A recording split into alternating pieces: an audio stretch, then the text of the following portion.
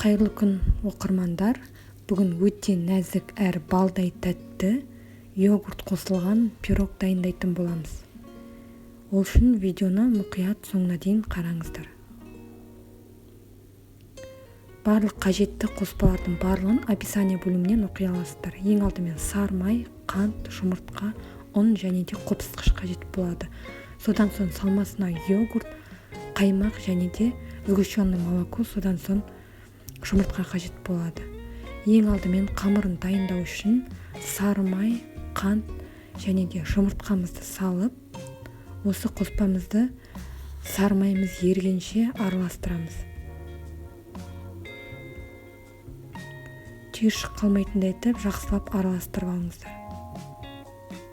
Және де ұнды алдын ала електен өткізіп дайындап қойдым. Бір бөлігін салып, алдымен илеп аламыз.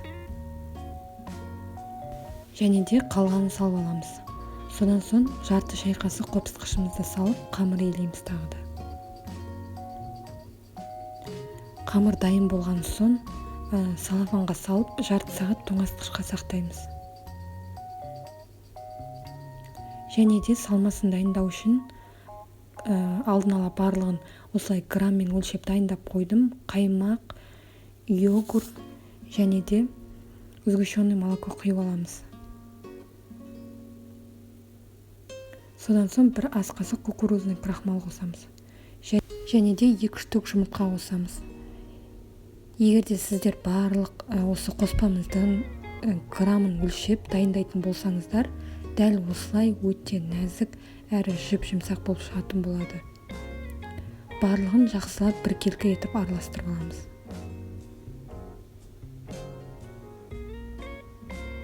Салмасы осылай дайындалады. Дайындалу өте оңай бұл пирогтың. Міне қамырын алып алдық. Содан соң қалыпқа барлығын бір тегіс қылып осылай қолымыздың көмегімен жайып шығамыз қамырды.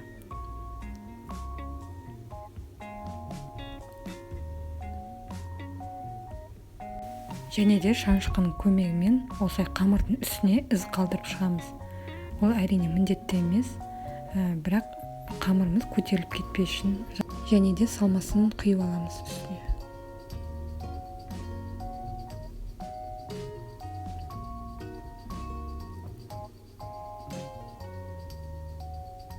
Міне осылай шығу қажет. Және де осылай көрініп тұрғандай видеода айналасын шанышқының көмегімен реттеп шығамыз. Әдемілеп. Содан соң қызып тұрған пеште 180 градуста 25 немесе 30 минут пісіреміз. Міне пирогта дайын болды. Қалыптан босатып, пирогты суытып аламыз. Пирогтың дайындалу жолы өте оңай, әрі тез дайындалады. Міндетті түрде осы рецептімен сізде жасап көріңіз.